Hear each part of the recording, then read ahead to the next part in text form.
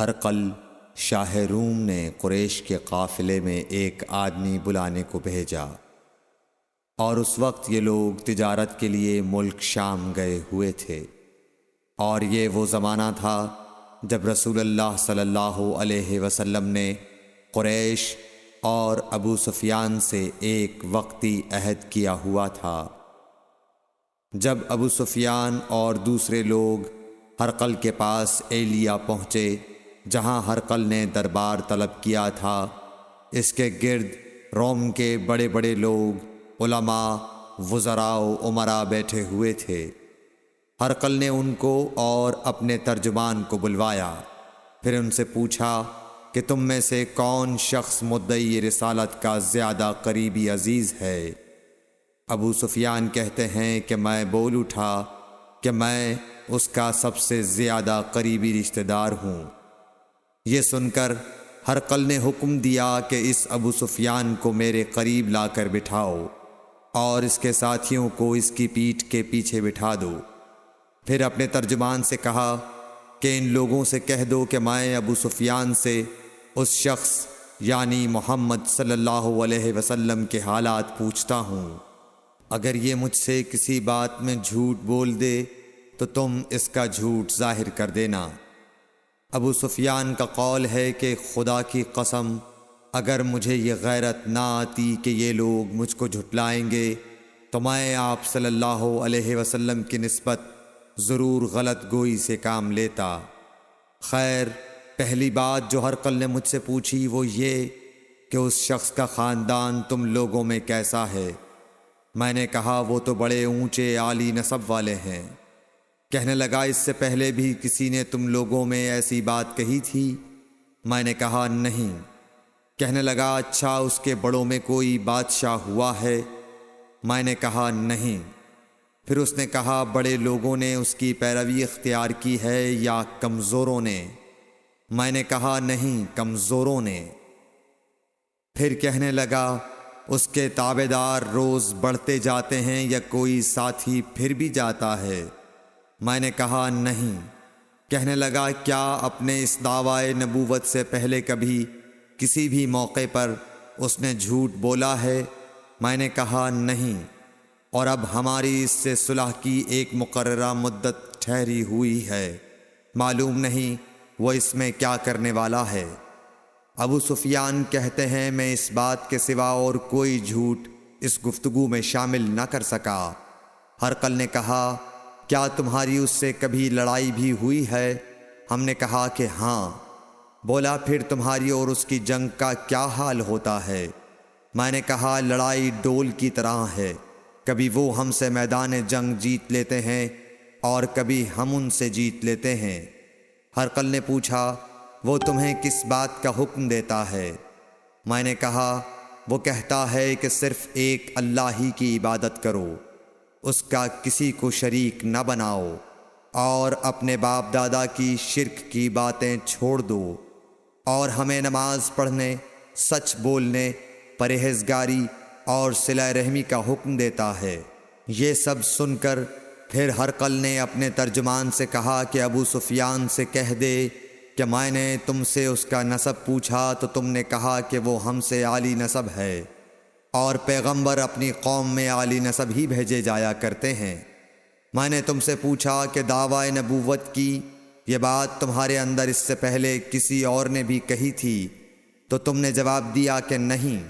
تب میں نے اپنے دل میں کہا کہ اگر یہ بات اس سے پہلے کسی اور نے کہی ہوتی تو میں سمجھتا کہ اس شخص نے بھی اسی بات کی تقلید کی ہے جو پہلے کہی جا چکی ہے۔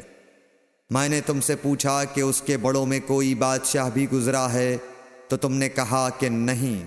تو میں نے دل میں کہا کہ ان کے بزرگوں میں سے کوئی بادشاہ ہوا ہوگا تو کہہ دوں گا کہ وہ شخص اس بہانے اپنے آباء و اجداد کی بادشاہت اور ان کا ملک دوبارہ حاصل کرنا چاہتا ہے۔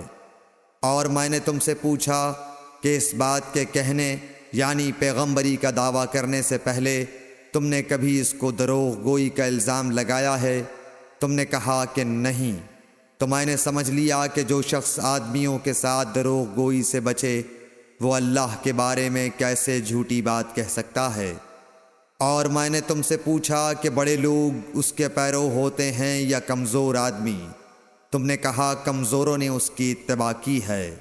تو دراصل یہی لوگ پیغمبروں کے متبعین ہوتے ہیں۔ اور میں نے تم سے پوچھا کہ اس کے ساتھی بڑھ رہے ہیں یا کم ہو رہے ہیں؟ تم نے کہا کہ وہ بڑھ رہے ہیں، اور ایمان کی کیفیت یہی ہوتی ہے حتیٰ کہ وہ کامل ہو جاتا ہے۔ اور میں نے تم سے پوچھا کہ آیا کوئی شخص اس کے دین سے ناخوش ہو کر مرتد بھی ہو جاتا ہے؟ تم نے کہا نہیں۔ تو ایمان کی خاصیت بھی یہی ہے، جن کے دلوں میں اس کی مسرت رچ بس جائے وہ اس سے لوٹا نہیں کرتے۔ اور میں نے تم سے پوچھا کہ آیا وہ کبھی عہد شکنی کرتے ہیں؟ تم نے کہا نہیں۔ پیغمبروں کا یہی حال ہوتا ہے، وہ عہد کی خلاف ورزی نہیں کرتے۔ اور میں نے تم سے کہا کہ وہ تم سے کس چیز کے لیے کہتے ہیں؟ تم نے کہا کہ وہ ہمیں حکم دیتے ہیں کہ اللہ کی عبادت کرو، اس کے ساتھ کسی کو شریک نہ ٹھہراؤ، اور تمہیں بتوں کی پرستش سے روکتے ہیں، سچ بولنے اور پرہیزگاری کا حکم دیتے ہیں۔ لہٰذا اگر یہ باتیں جو تم کہہ رہے ہو سچ ہیں تو ان قریب وہ اس جگہ کا مالک ہو جائے گا کہ جہاں میرے یہ دونوں پاؤں ہیں۔ مجھے معلوم تھا کہ وہ پیغمبر آنے والا ہے، مگر مجھے یہ معلوم نہیں تھا کہ وہ تمہارے اندر ہوگا۔ اگر میں جانتا کہ اس تک پہنچ سکوں گا تو اس سے ملنے کے لیے ہر تکلیف گوارا کرتا۔ اگر میں اس کے پاس ہوتا تو اس کے پاؤں دھوتا۔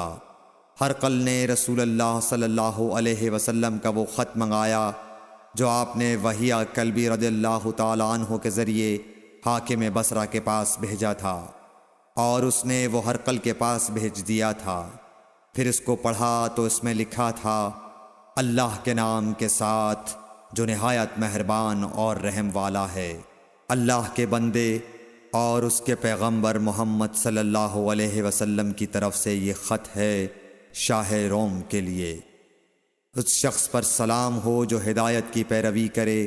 اس کے بعد میں آپ کے سامنے دعوت اسلام پیش کرتا ہوں۔ اگر آپ اسلام لے آئیں گے تو دین و دنیا میں سلامتی نصیب ہوگی، اللہ آپ کو دوہرا ثواب دے گا۔ اور اگر آپ میری دعوت سے روگردانی کریں گے تو آپ کی رعایا کا گناہ بھی آپ ہی پر ہوگا۔ اور اے اہل کتاب، ایک ایسی بات پر آ جاؤ جو ہمارے اور تمہارے درمیان یکساں ہے، وہ یہ کہ ہم اللہ کے سوا کسی کی عبادت نہ کریں اور کسی کو اس کا شریک نہ ٹھہرائیں، اور نہ ہم میں سے کوئی کسی کو خدا کے سوا اپنا رب بنائے۔ پھر اگر وہ اہل کتاب اس کتاب سے منہ پھیر لیں تو مسلمانوں، تم ان سے کہہ دو کہ تم مانو یا نہ مانو، ہم ایک خدا کے اطاعت گزار ہیں۔ ابو سفیان کہتے ہیں، جب ہرقل نے جو کچھ کہنا تھا کہہ دیا اور خط پڑھ کر فارغ ہوا تو اس کے ارد گرد بہت شور و غوغا ہوا، بہت سی آوازیں اٹھیں اور ہمیں باہر نکال دیا گیا۔ تب میں نے اپنے ساتھیوں سے کہا کہ ابو کبشہ کے بیٹے حضرت صلی اللہ علیہ وسلم کا معاملہ تو بہت بڑھ گیا۔ دیکھو تو اس سے بنی اصفر روم کا بادشاہ بھی ڈرتا ہے۔ مجھے اس وقت سے اس بات کا یقین ہو گیا کہ حضور صلی اللہ علیہ وسلم ان قریب غالب ہو کر رہیں گے، حتیٰ کہ اللہ نے مجھے مسلمان کر دیا۔ راوی کا بیان ہے کہ ابن ناطور ایلیا کا حاکم ہرقل کا مصاحب اور شام کے نصارہ کا لاٹ پادری بیان کرتا تھا کہ ہرقل جب ایلیا آیا ایک دن صبح کو پریشان اٹھا تو اس کے درباریوں نے دریافت کیا کہ آج ہم آپ کی حالت بدلی ہوئی پاتے ہیں، کیا وجہ ہے؟ ابن ناطور کا بیان ہے کہ ہرقل نجومی تھا، علم نجوم میں وہ پوری مہارت رکھتا تھا۔ اس نے اپنے ہم نشینوں کو بتایا کہ میں نے آج رات ستاروں پر نظر ڈالی تو دیکھا کہ ختنہ کرنے والوں کا بادشاہ ہمارے ملک پر غالب آ گیا ہے۔ بھلا اس زمانے میں کون لوگ ختنہ کرتے ہیں؟ انہوں نے کہا کہ یہود کے سوا کوئی ختنہ نہیں کرتا، سو ان کی وجہ سے پریشان نہ ہوں۔ سلطنت کے تمام شہروں میں یہ حکم لکھ بھیجیے کہ وہاں جتنے یہودی ہوں سب قتل کر دیے جائیں۔ وہ لوگ انہی باتوں میں مشغول تھے کہ ہرقل کے پاس ایک آدمی لایا گیا جسے شاہ غسان نے بھیجا تھا۔ اس نے رسول اللہ صلی اللہ علیہ وسلم کے حالات بیان کیے۔ جب ہرقل نے سارے حالات سن لیے تو کہا کہ جا کر دیکھو وہ ختنہ کیے ہوئے ہے یا نہیں۔ انہوں نے اسے دیکھا تو بتلایا کہ وہ ختنہ کیا ہوا ہے۔ ہرقل نے جب اس شخص سے عرب کے بارے میں پوچھا تو اس نے بتلایا کہ وہ ختنہ کرتے ہیں۔ تب ہرقل نے کہا کہ یہی محمد صلی اللہ علیہ وسلم اس امت کے بادشاہ ہیں جو پیدا ہو چکے ہیں۔ پھر اس نے اپنے ایک دوست کو رومیہ خط لکھا اور وہ بھی علم نجوم میں ہرقل کی طرح ماہر تھا۔ پھر وہاں سے ہرقل حمص چلا گیا۔ ابھی حمص سے نکلا نہیں تھا کہ اس کے دوست کا خط اس کے جواب میں آ گیا۔ اس کی رائے بھی حضور صلی اللہ علیہ وسلم کے ظہور کے بارے میں ہرقل کے موافق تھی کہ محمد صلی اللہ علیہ وسلم واقعی پیغمبر ہیں۔ اس کے بعد ہرقل نے روم کے بڑے آدمیوں کو اپنے حمص کے محل میں طلب کیا اور اس کے حکم سے محل کے دروازے بند کر لیے گئے۔ پھر وہ اپنے خاص محل سے باہر آیا اور کہا، اے روم والو، کیا ہدایت اور کامیابی میں کچھ حصہ تمہارے لیے بھی ہے؟ اگر تم اپنی سلطنت کی بقا چاہتے ہو تو پھر اس نبی صلی اللہ علیہ وسلم کی بیعت کر لو اور مسلمان ہو جاؤ۔ یہ سننا تھا کہ پھر لوگ وحشی گدھوں کی طرح دروازوں کی طرف دوڑے، مگر انہیں بند پایا۔ آخر جب ہرقل نے اس بات سے ان کی یہ نفرت دیکھی اور ان کے ایمان لانے سے مایوس ہو گیا تو کہنے لگا کہ ان لوگوں کو میرے پاس لاؤ۔ جب وہ دوبارہ آئے تو اس نے کہا، میں نے جو بات کہی تھی اس سے تمہاری دینی پختگی کی آزمائش مقصود تھی، سو وہ میں نے دیکھ لی۔ تب یہ بات سن کر وہ سب کے سب اس کے سامنے سجدے میں گر پڑے اور اس سے خوش ہو گئے۔ بالآخر ہرقل کی آخری حالت یہی رہی۔ صحیح بخاری حدیث نمبر 7۔